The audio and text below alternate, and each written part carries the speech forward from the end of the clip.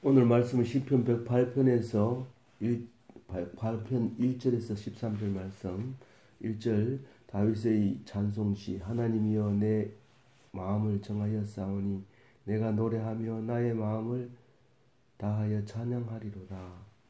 17절 107장은 무명의 시로 우리가 잘 부르는 시였 노래였고 104, 105, 106편은 할렐루야 시로서 그 아브라함을 노래하고 이집트로 들어가는 요셉을 노래하고 또 출애굽했는 이스라엘 백성들이 하나님을 잊어버리는 노래를 이렇게 행사 때마다 부를 수 있도록 그렇게 세 편의 시를 앞에서 이제 만들어 놓고 그걸 읽도록 이렇게 주셨고요. 오늘은 108편은 이제 다윗의 기도로 찬송시로 이렇게 보여줍니다. 다윗은 왕 중의 왕이죠. 제일 그래서 왕 같은 제사장이 되기를 우리에게 축복하실 때 다윗 왕 같은 왕이 되라 이제 그런 말을 하고 있는 거죠. 그래서 예수님이 다윗의 후손으로 왕으로 오신다는 것을 우리에게 가르쳐주고 또 왕으로 왔다는 것으로 믿고 있는 거죠. 그래서 뭐 다윗의 이 찬송시를 잘 읽으면 내가 왕으로 사는 것이 어떤 것인가라는 것을 이제 알게 되는 것이죠. 오늘 내 마음을 정하였사오니 이 말은 내가 이제 하나님만 믿기로 마음에 정했다 이 말입니다. 내가 그동안은 내 마음대로 살았는데 내가 이제 하나님을 믿기로 마음에 정하였사오니 마음을 정하고 나니까 내 노래는 항상 하나님을 찬양하게 되는 거죠. 내가 노래가 하나님이고 찬송이 노래고 그런 거죠. 그래서 내가 정했다 하는 이 말이 내 마음을 정하였사오니 이 말이 중요한 말이죠. 그래서 우리가 그 예수를 믿기로 작정하면 그 작정했는 것을 입으로 고백하고 많은 사람들 앞에 보여줘야 돼. 꼭 나타내야 되고 그리고 그 고백함으로써 이제 서원한 것으로서 삶이 달라져야 돼. 변화받은 삶을 살아야 되는데 결신자의 변화받은 삶이 바로 노래, 입에서 나오는 노래. 전에는 입만 열었다면 욕이 나오고 불평이 나오고 원망이 나오고 그랬는데 입만 열었다 하면 노래가 나오고 하나님 이야기 나오고 이게 결신자의 변화된 모습. 아멘. 뭐 망해가지고 울어야 될 텐데 울지 않고 부모가 돌아가셨는데도 울지 않고 그냥 노래하는. 이 장례식장에도 가보면 그 예수 믿는 사람은 울지 않아. 하나님은 아버지를 천국에 데려갔다. 우리는 얼마 안 있어 만난다. 천국에 가면 만난다. 이런 기쁨으로 이렇게 살아가는데 그게 결신자의 찬양하는 노래.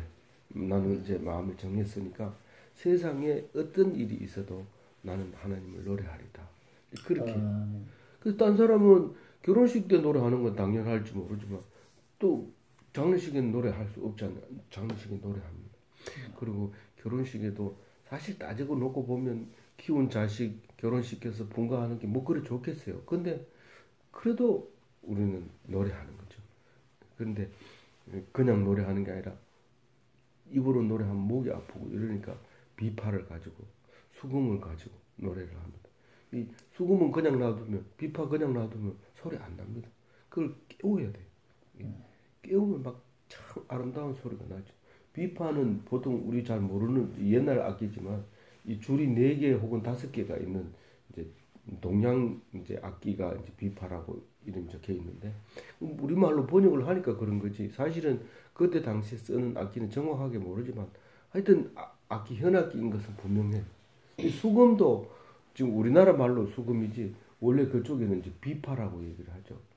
비파, 하프라고 얘기하는 거죠. 하프를 얘기하는 거. 이 새벽을 깨우라. 깰지어다 새벽을 깨우리다. 남들 다 잘 때, 남들 놓을 때 따라가가지고 뭐 행사하는데 그때 떠들고 남 잘 때 자고 이러면 그건 거룩한 사람이 아니고 이게 구분된 삶이 아니고 똑같은 사람이에요. 무리 속에 사는 사람. 그렇게 살지 말고 남들 다 잘 때 새벽에 일어나서 찬송하고 노래하라. 그리고 마가복음에 하는 예수님이 주님 언제 오실지 모른다. 새벽에 올 가능성이 굉장히 높다. 그렇게 얘기하잖아요. 그래서 새벽에 깨어 있어요. 깨어서 잠자기 전에. 그리고 다윗도 그랬지만 여호수아도 거의 다 새벽에 공격을 하는 거예요. 남들 다 잠들 때 새벽에 공격을 해서 밤새도록 진격해가지고 야간 습격을 하는데 그 구분된 사람, 거룩한 사람은 남들하고 똑같이 생활을 하지 않는 남들이 쉴 때 일하고 근데 사람들은 보통 안식일 날 또 죽으라고 일하죠. 그럴 땐 딱 쉬는 거죠. 그는 주님 명령에 따라서. 그래서 지금도 그건 모르는 거 아닙니다. 새벽형 인간은 성공한다는 거 다 알고 있어요. 근데 세상 성공을 얘기하는 게 아니고 하나님 편에서 그 믿음으로 옳다 인정받는 게 성공이지. 황우석 박사 같은 거는 새벽형 인간이라고 해서 황우석 박사가 나올 때 많은 사람이 새벽에 일찍 일어나서 일을 했어요. 근데 그럼 황우석이 성공했냐면 그 실패한 거죠. 그 자꾸 돈 주고 막 그러니까 돈 그만 달라고 이래도 갖다 주는 거예요. 그리고 뭐 난자 제공한다고 뭐 아가씨들도만 난자 제공한다고 막 이래. 이게 아가씨들은 잘못 건드리면 임신이 안 되고 또 버리게 되거든요. 그런데도 그 황우석이 그 유명한 것 때문에 그런 식으로 막 이렇게 함으로써 의학적으로 이제 잘못됐다는 것을 찾아내고 이제 감옥에 가게 된 그런 일이 생기게 되는데 세상에서 성공하면 결국 하나님은 인정 안 해줍니다. 세상에서 밀리고 뒤로 밀리고 부족하고 내세울 게 없고 자랑할 게 없고 그러면 하나님이 옳다고 인정을 하는데 그게 새벽형 인간이 하나님 앞에 인정받는 인간. 그때는 새벽에 일어나서 연구를 하는 게 아니라 즐겁게 하나님을 노래해야죠. 수금으로. 아침에 일찍 일어나서 찬송가 틀어놓고 피아노 치고 뭐 그렇게 하는 거예요. 우리는 비파 대신에 휴대폰 있잖아요. 소리 내는 휴대폰. 새벽에 일어나서 찬송 부르고 꼭 새벽이라고 얘기하기보다 남이 잘 때, 남이 안 할 때 나만 일어가지고 그래. 나만 일어나서 하나님의 영광을 돌려드리는 거죠. 3절 같이 읽어볼게요.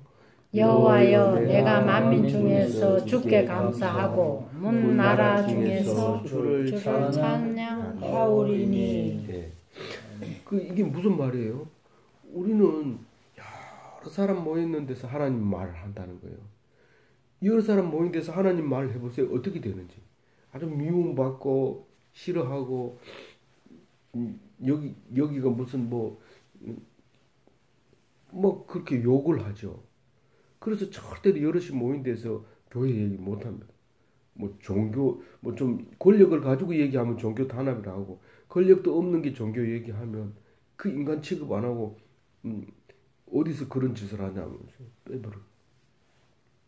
오히려 고사 지내고 막 이러면 그거는 종교가 아니라 이러면서 목사인 줄 알면서 절하라 이러고 막 그래. 그러면 딱 째려보고 있으면 딱 알아서 하는데 안 그러면 그 뭐 돈도 많은 돼지 입에다 열하고 막 이러거든요. 근데 이 지금 다윗은 절대로 만민 중에서 그 앞에 서서 하나님께 영광을 돌리지 그 사람들한테 그 신앙에 그 종교에 흡쓸리지 않고 만민 중에서 하나님께 영광을 돌리겠다는 감사한다는 거죠. 그리고 문나라 중에서 주를 찬양한다. 이건 이때 왕이잖아요. 다윗이 왕이기 때문에 다른 나라하고 항상 이렇게 접촉을 하게 되는데 그 나라 때문에 기죽을 필요도 없고 그 사람들이 좋아하는 신 믿겠다고 그래서 이제 나라끼리 협약을 해서 뭐 그 나라 가가지고 제사 지내기도 하고 뭐 이런 식으로 안 한다는 거예요. 지금 다윗은 문나라 중에서 주를 찬양하겠다. 그 사람들이 하나님 믿겠다 하면 조금 봐주지만 우리 보고 그 우상을 섬기라고 그러면 그건 외교를 안 하겠다는 그 말이 이 말이 문나라 중에서 주를 찬양하겠다. 이 많은 나라들이 그 그 솔로몬만 그 아들 솔로몬만 하더라도 이 외교를 많은 나라 중에서 그 딸을 데리고 오고 이런 것은 그 딸이 와가지고 그 나라 그 신을 그대로 섬김으로써 모든 나라가 이 예루살렘에 모이게 되는 귀신 종합 이제 소집하는 곳이 돼버린 거예요. 그래서 망하게 되는 거고 솔로몬은 그렇게 대단한 사람인데도 불구하고 성경은 잘못됐다. 그건 큰 잘못을 했다. 여러 나라 귀신을 섬겼기 때문에 잘못됐다. 하나님만 섬기지 않았다. 이 얘기를 아주 나쁜 사람으로 아주 찍혀 있잖아요. 그래서 솔로몬이라는 이름을 가지고 있기도 하지만 대부분 솔로몬 이름 안 적습니다.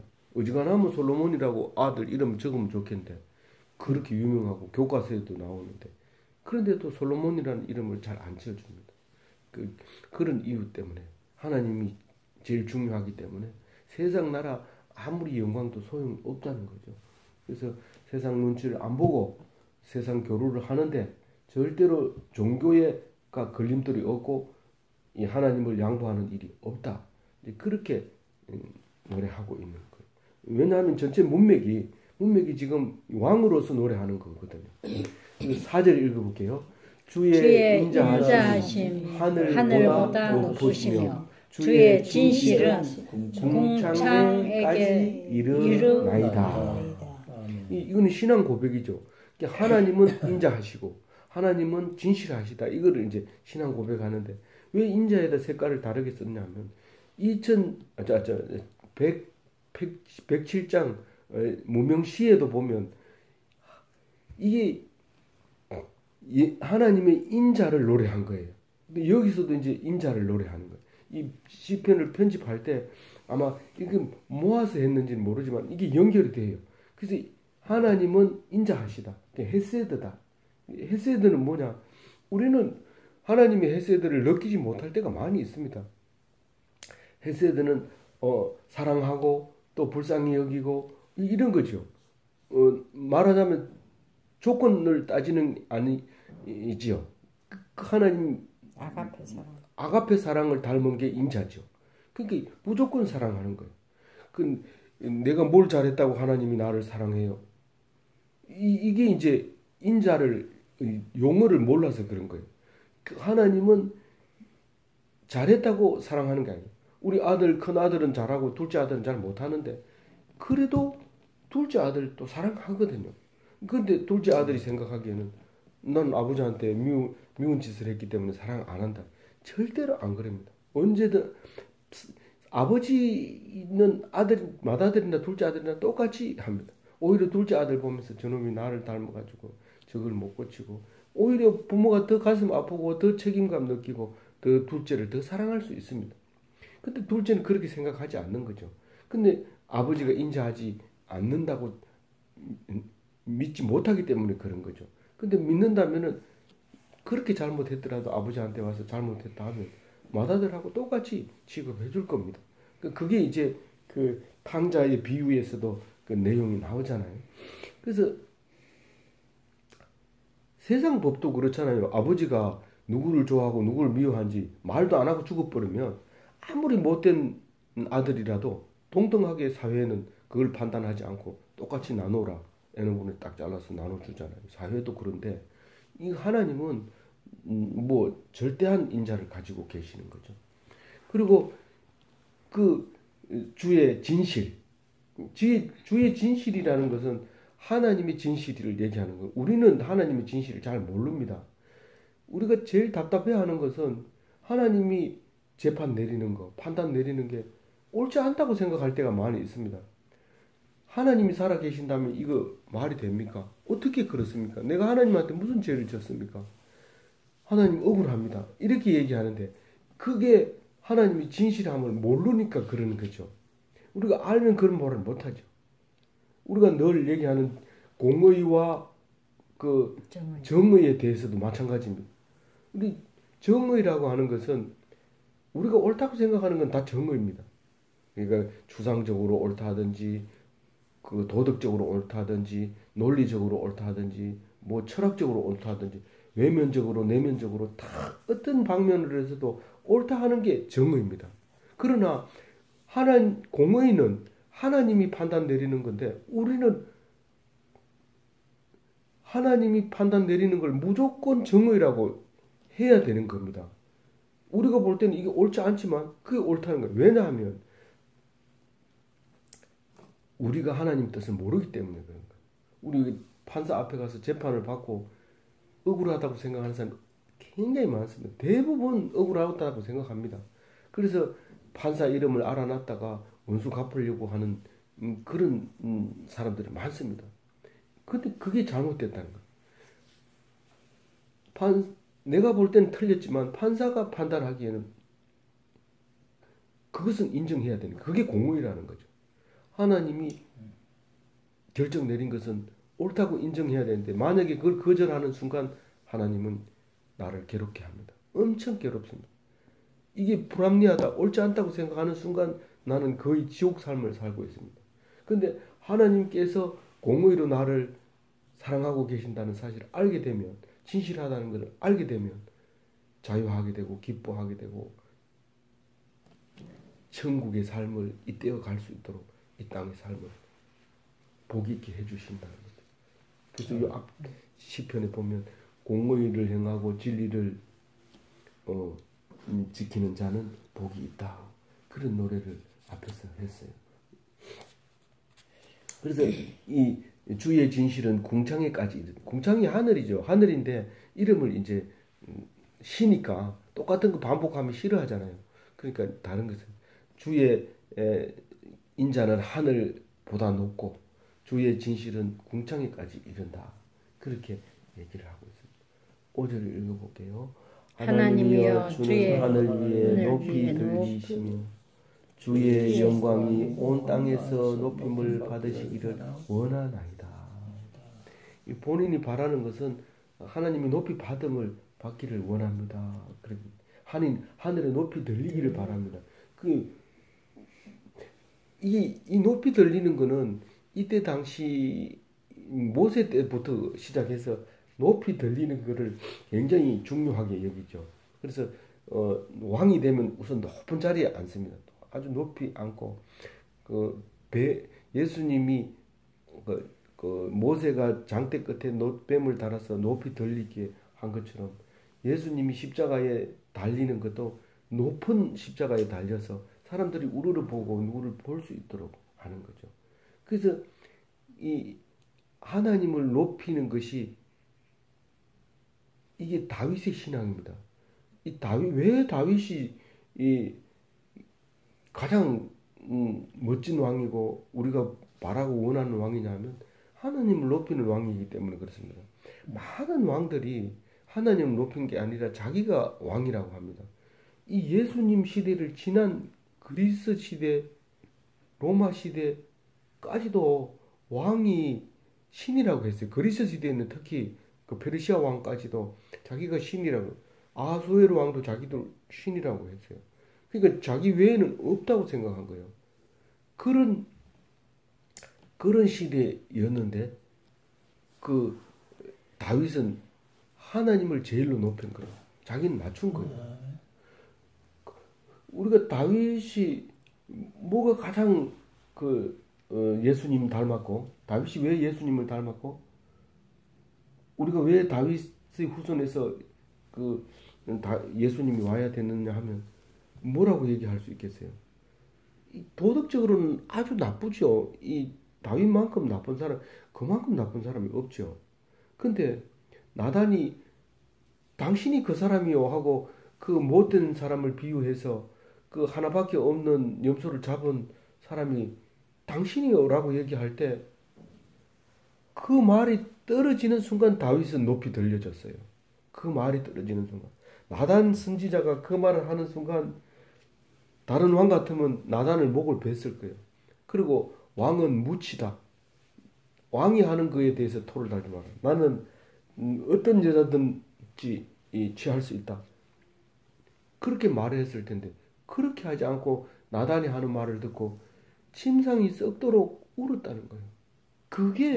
그게 다윗을 만드는 거잖아요. 그게 다윗을 본받고 싶고 이 이스라엘 백성 유대인들을 아직도 데이비드를 그렇게 기억하고 있는 이유가 그것 때문에 그렇죠. 우리가 잘못해놓고도 입 싹 닫고 아무 말도 안 하고 끝까지 오리발 내미는 거예요. 예수 믿는다고 하면서 그렇게 하는 거예요.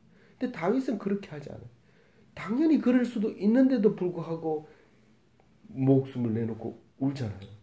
근데 울기만 하면 되는 거 아니잖아요. 그 흉내로 우는 게 아니에요.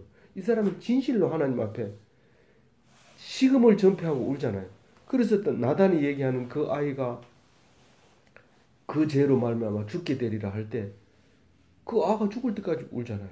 밥을 하나도 안 먹고 엎드려서 씻지도 안 하고.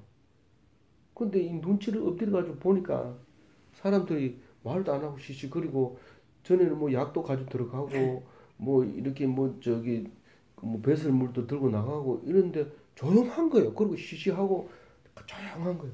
그 눈치를 보고 일어나서 죽었나. 그러니까 사람들이 전부 엎드려가지고 꿇어 앉아가지고 예 항송합니다 이러니까 뭐 벌떡 일어나가지고 밥 먹고 세수하고 그런 거예요. 그 사람들도 놀래가지고 다른 사람은 다 죽었다 하면 울고 밥 안 먹고 금식하는데 다윗은 여태까지 금식하다가 죽었다 일어나가지고 깜짝 놀래 눈을 뜨면서 왜 그럽니까? 다른 사람은 다 그러는데 내가 하나님께서 기도하면 그거를 들을 줄 알고 내가 기도를 하지만 이제 죽었는데 내가 용기를 내고 기운을 차려야 될 거 아니냐. 내가 받을 벌을 다 받았다는 거예요. 그리고 당당하게 하나님 앞에 선 게 그게 다윗이잖아요. 세상적으로 도덕적으로 보면 다윗이 멋있는 게 아니잖아요. 아주 못됐어요. 그 자세하게 그 기록하잖아요. 그 남의 여자를 뺏어놓고 자라하니까 안 자니까 그 아를 죽이라고 편지를 써놓으면 그거를 그 무자비하게 자기가 그 죽이라는 편지를 들고 떨어질까봐 고이 접어가지고 가슴에 넣어가지고 갖다 주고 죽었잖아요. 그렇게 못된 그 다윗을 이스라엘 백성은 최고로 치고 하나님 백성은 1등으로 치는 그 다윗이잖아요. 예수님처럼 살아라 그러면 못 살아도 다윗처럼 살아면 나는 좋아요. 알았어요. 예수님처럼 살려면 십자가에 못 박혀 죽어야 되는데 그건 싫지만 다윗은 할 수 있는 거예요. 우리가 사람으로 태어났기 때문에 할 수 있는 거예요. 그런 게 우리는 진실한 하나님 그 다윗을 이제 다윗 신앙을 보게 됩니다. 그래서 그 온 땅에서 높임을 받는 거예요. 하늘에서 높임을 받는 게 아니라 땅에서 높임을 받는 게 다윗이라는 거예요. 그죠? 땅 가지고는 사람들이 시원찮게 생각해요. 나 죽으면 그만이지 뭐. 그리고 나쁜 짓을 하는 거예요. 그러니까 아니다. 예수님이 오셔서 반드시 천국 가는데 천국에서 너희들이 받을 상은 이런 거기 때문에 나쁜 짓을 해놓고 죽으면 그만이라고 생각하면 절대로 안 된다. 죽으면 그만인 게 아니라 죽음이 그때부터 형벌이 시작되는 거다. 라고 가르쳐 주시려고 예수님이 오셨잖아요. 그래서 그 5절에 그렇게 말합니다. 잠언서에는 이렇게 4장 8절에 그를 높이라 그리하면 그가 너를 높이 들리라. 만일 그를 품으면 그가 너를 영화롭게 하리라. 하나님을 높이면 자기가 높아지는데 이 다윗이 하나님을 높임으로써 가장 높아졌던 사람이 된 것이죠.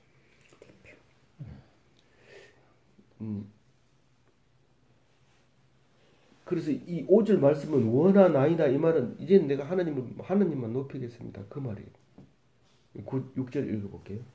주께서 사랑하는 자들을 건지시기 위하여 우리에게 응답하사 오른손으로 구원하소서.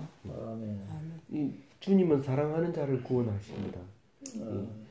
그래서 예수님이 이 세례를 받을 때 이는 사랑하는 내 아들이다 라고 하는 소리를 듣게 됩니다. 이 사랑하는 자를 어려움에서 건지게 되는데 예수님은 최고 어려운 상황으로 들어가죠.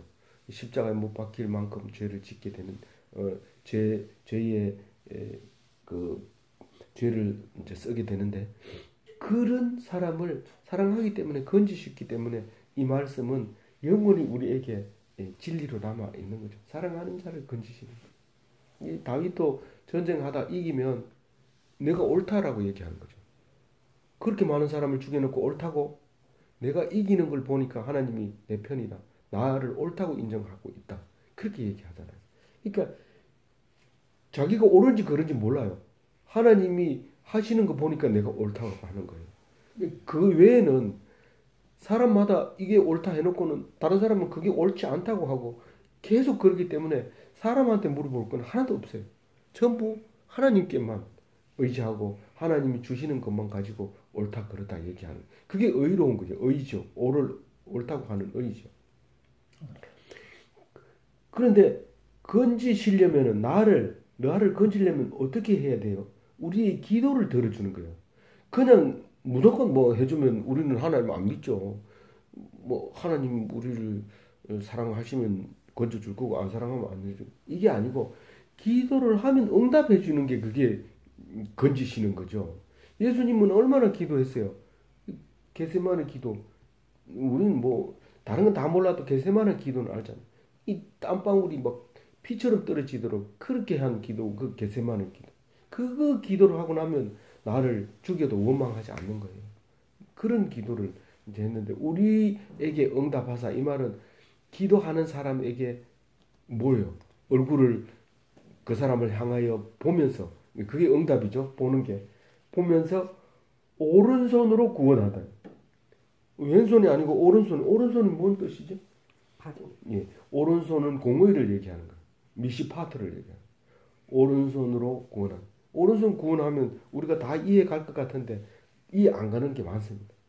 이 도저히 우리가 이게 하나님 이게 살아 계시면 이게 말이 됩니까? 말이 된다. 왜냐하면 오른손으로 나를 살리기 위해서 네가 기도했다면 그게 맞다는 거예요. 네가 기도하고 얻은 결과라면 그건 하나님이 분명히 오른손으로 구원했다. 너를 사랑할 것이고 그것은 오른손으로 구원해. 그게 미시파트라는 거예요. 이것은 내가 이해가 안 가더라도 하나님은 반드시 옳게 나에게 해주셨다, 행했다는 거예요. 그래서 그걸 인정하면 공의를 행한 거예요. 공의를 행하고 또 우리가 일반적으로 얘기하는 의, 정의에 대해서는 이 째다카라고 하는 것은 그건 나쁘다고 생각하면 하지 말아야 됩니다. 그게 우리가 공의를 지키는 거예요. 그렇게 하면 공의를 행하고 정의를 지키면 복이 있는 거다. 그렇게 얘기를 앞에서 시편에서 얘기를 하고 있죠. 그 째다카와 미시파트에 대해서 우리는 잊어버리면 안 되는 거죠. 7절 읽어봅니다. 하나님이 그의 성소에서 말씀하시되 내가 기뻐하리라. 내가 세겜을 나누어 골짜기를 청량하리라. 이게 무슨 말일까요? 하나님이 기뻐하리라. 내 이제부터 기뻐할 거야. 왜냐하면 내가 기쁜 일이 있기 때문에 기뻐한다는 거죠. 세겜을 나누면 숲과 골짜기를 청량하라는 것은 세겜은 요단 서편이죠. 지금 말하는 서안이라고 하는 그 분쟁이 일어나는 서안 지역이 세겜 지역이고 이제 그 요단 동편은 저기 평지가 있는데 그 평지에 숲곳이 있죠. 그 모압 평지에.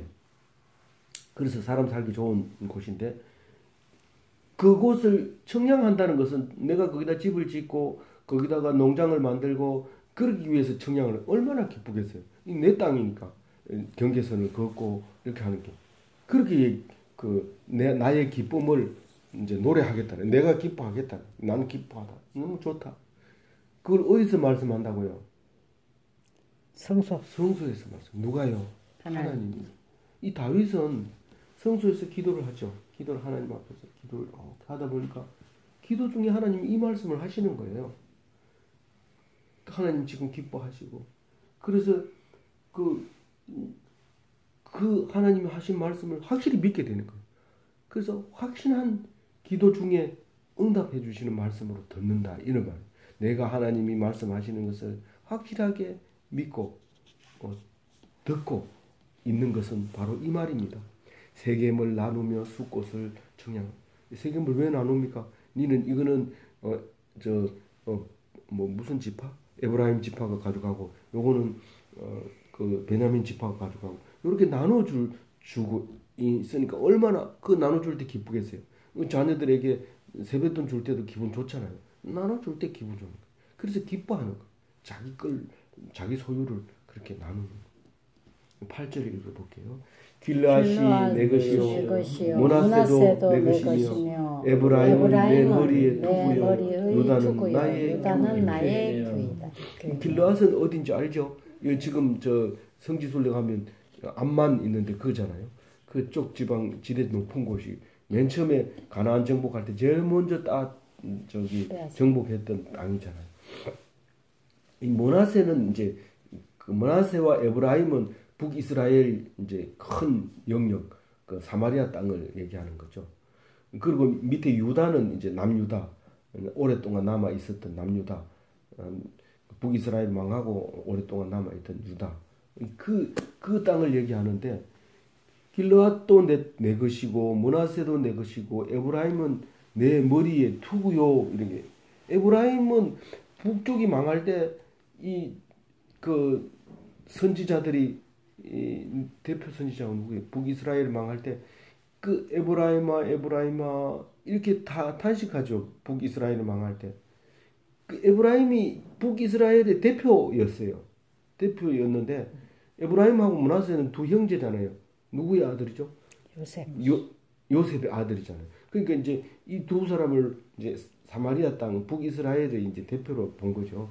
그러면서 에브라임은 머리에 투구요 이랬는데 거기 하나님의 근본이 거기 있다 그렇게 얘기를 이제 그 다윗이 생각할 때 그렇게 들은 거예요. 하나님이 얘기하는.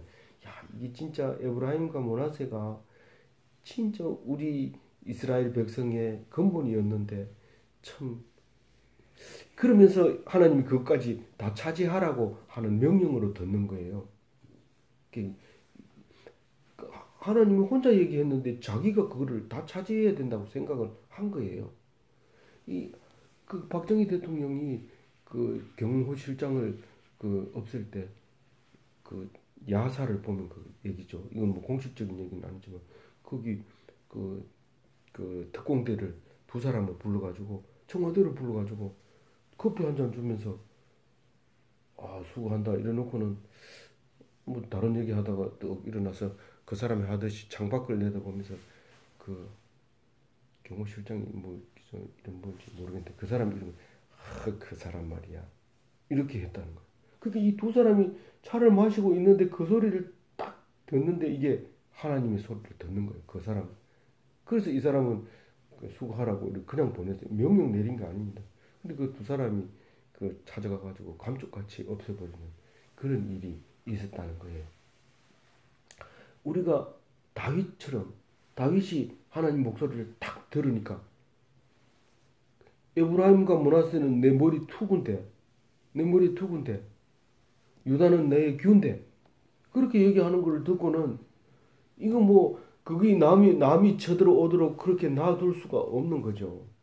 이 목숨을 걸고 지켜야 되는 거죠. 이 규라고 하는 것은 명령이 나가는 거죠.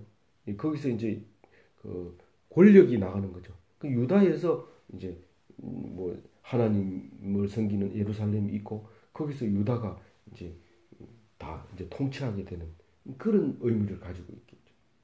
그렇게 들은 거예요. 유다는. 다윗은 9절 읽어보겠습니다.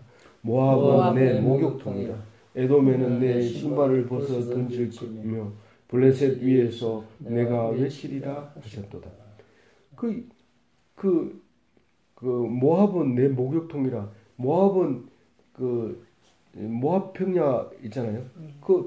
거기가 목욕통이라고 하는 것은 발을 씻고 거기서 깨끗하게 하고 뭐 정결하게 하는 그런 거예요.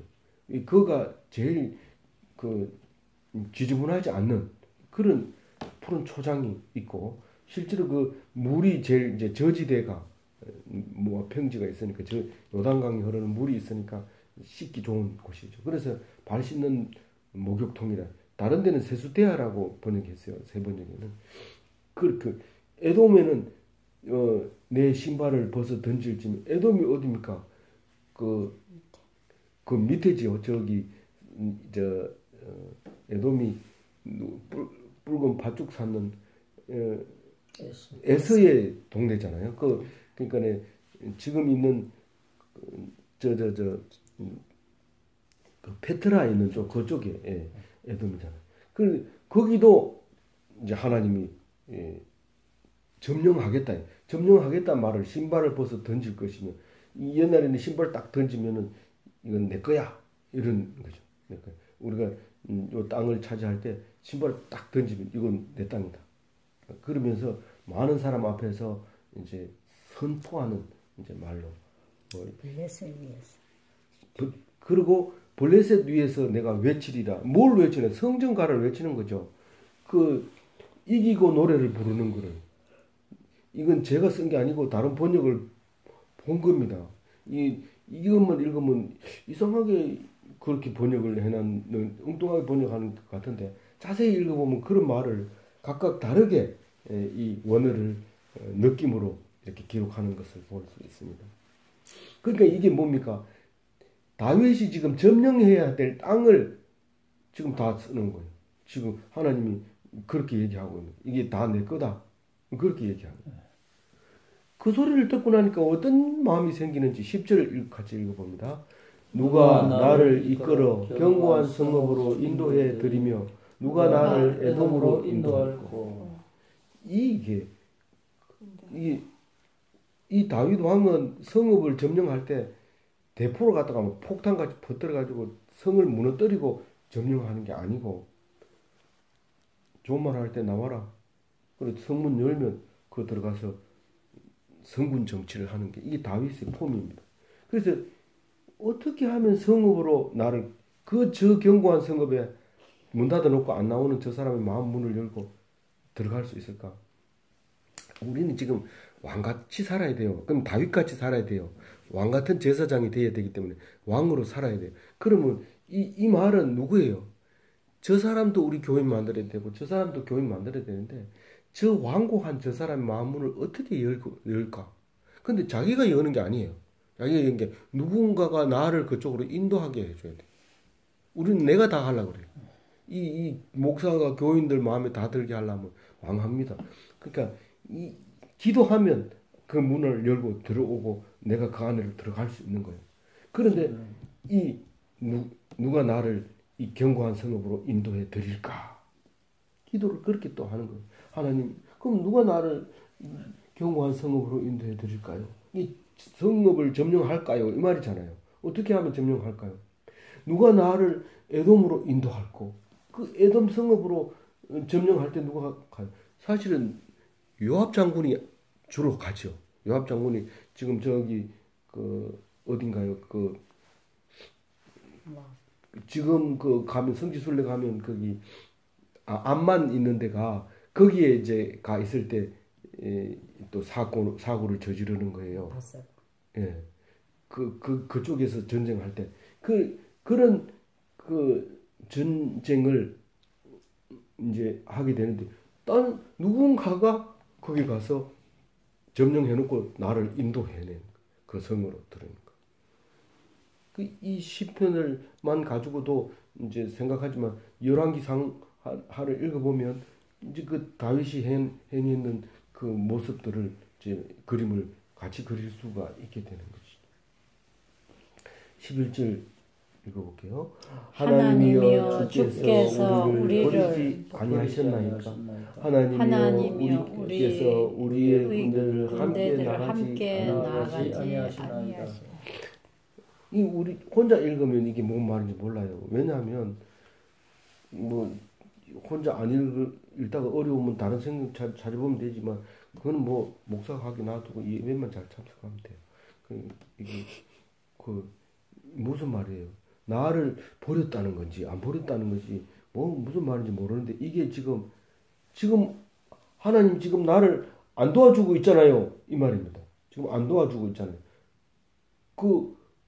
우리가 군대가 자꾸 지고 있잖아요. 이 말이거든요.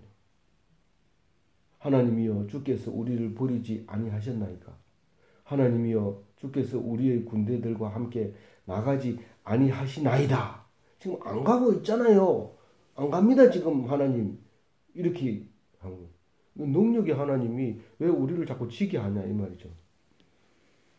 뭐 솔직하게 얘기하는 거죠. 이게 하나님이 능력이 없다 이렇게 얘기 안 했잖아요. 하나님 능력이 있는데 우리하고 안 간다는 거죠. 속이 탄다는 거예요. 속이 탄. 간절한 기도. 이거를 저는 이걸 읽으면서 예수님의 겟세마네 기도를 드리고 있는 거예요. 지금 하나님 지금 내가 이대로 죽어야 됩니까? 하나님이 아니다. 나를 믿고 나가라. 그리고 십자가에 매달려가지고 또 하나님을 믿고 원망 안 하고 오히려 그들을 위해서 기도했더니 살려주잖아. 3일 만에 살려주잖아. 그게 예수님의 예표로 다윗이 온 거예요. 그래서 그거를 설마 뭐 내가 기도한다고 들어주겠나? 그거는 다윗이 아니죠. 그건 예수님도 아니고 성도도 아니죠. 야, 우리 뭐 교회 집사 중에 장로 중에 그런 사람 전장로 그 기도한다고 되는 거 아니라 나와서 같이 참석해야 돼. 교수들이 모여가지고 총장을 향해서 데모를 하고 그래가지고 관철시키고 성전가를 부르고 그것은 기독교인의 성전가가 아니죠. 그거는 세상 무리들이 하는 거죠. 이게 구별이 되어야 되지 똑같이 그렇게 하면 안 되잖아요. 욕 먹더라도 정의가 있어야 되지. 이 정의와 공의를 사랑해야지 복이 있는 거죠. 12절 읽을까요? 우리를 도와 대적을 치게 하소서. 사람의 구원은 헛됨이니이다. 하나님이 우리를 도와서 치게 해달라는 거예요. 하나님이 도우면 분명히 이기는 거예요. 분명히 이기는 거예요. 만약에 졌다 하면 우리가 뭔가 하나님 말씀을 제대로 안 들었거나 하나님을 덩쳤거나 네 나름대로 하려고 애를 썼기 때문에 그렇다는 거예요. 그러니까 반드시 나를 도와줘서 적을 치게 해달라는 거예요. 이걸 잘못 읽으면요. 적을 위해서 저놈이 망하게 해주세요. 망하게 해주세요. 이렇게 하는 게 아니에요. 네가 싸우는데 내가 함께 할게. 그런 거예요. 그래서 이스라엘 사람은 절대로 누가 공짜로 주는 거 안 받습니다. 자기가 가가지고 피를 흘리고 싸움하고 정복해야 자기 거로 인정받고 유산을 물려주지. 싸워서 정복하지 않은 것은 안 됩니다. 세겜도 그랬고 거기 누구죠? 그렇게 하여튼 뺏어야 돼. 그래야지 유산을 물려줄 수 있는 그 이스라엘 백성의 소유물이 되는 겁니다. 그래서 우리가 대적을 보고 망하게 해주세요. 뭐 이렇게 하면 안 되는 거예요. 내가 그 사람하고 싸워야 되고 싸워서 하나님이 도와줬으면 이기는 거고 내가 지면은 그냥 하나님이 안 도와줬거나 내 멋대로 했거나 하여튼 둘 중에 한 개. 그러니까 그렇게 하라. 하나님 도와서 내가 치게 해달라는 거. 그리고 잊어버리지 말아야 될 한마디를 더 붙이죠. 사람의 구원은 헛됨입니다. 내가 아람 군대를 칠 때는요. 아람 군대를 칠 때는 에돔이 나를 도와주고 내가 에돔을 칠 때는 아람이 도와주고 이게 세상 묘지경 같은 세상이에요. 여태까지 이 성경 역사도 그렇게 했거든요. 근데 그게 뭐 말이 돼요? 그 사람이 구원해 준다고 내가 도와줄게. 도와줘서 이기면 엄청난 전리품을 요구하고 지면은 너 때문에 그랬다 그러고 그 적군하고 한패가 돼가지고 도로 나를 죽이는 그런 경우가 많습니다. 이래 싸우다가 도와준다고 하다가 망하니까 안 도와줘요. 그게 남유다가 망할 때도 그랬거든요. 이집트가 올 때를 학수고대하고 기대했는데 이집트가 그 유다가 성에 둘러싸여가지고 바벨론에 망하는 걸 이렇게 보니까 곧 망할 것 같거든요. 그러니까 이제 도와줘봐야 우리 이길 성산도 없고 어차피 망할 건데 우리는 안 간다. 그렇게 해서 버티고 악까지 잡아먹고 버텼는데 결국은 망하잖아요. 그 선지자 말 들었으면 아도 안 삶아먹고 그냥 그 사람 백성들은 살아남죠. 왕만 좀 그렇지만 근데 왕은 끝까지 백성들이 돌을 던질까봐 자기는 그렇게 하지 않다가 시드기야처럼 시들하게 그냥 죽어버리는 거죠. 불쌍한 거죠. 말씀을 모르면 시드기야가 되는 거예요. 자기 고집 부리고. 마지막 한 절 읽고 마치겠습니다. 우리가 하나님을 의지하고 용감히 행하리니 그는 우리의 대적들을 밟으실 자이심이로다. 우리는 자신은 용기를 가지고 가야 돼요. 용기를 가지고. 그 하나님만이 대적을 짓밟을 수 있는 겁니다. 그래서 우리는 그저 사람을 의지하고 가는 게 아니라 내가 여기 도우면 네가 저기 돕고 작전을 짜고 여기로 가서 이렇게 하고 이렇게 하는 게 작전을 짜야 되지만 하나님만 의지하고 가요. 여기서 3시에 만나서 공격하자 해서 사람만 믿고 갔다가는 그 시간에 이 사람이 못 오면 자기도 죽어요.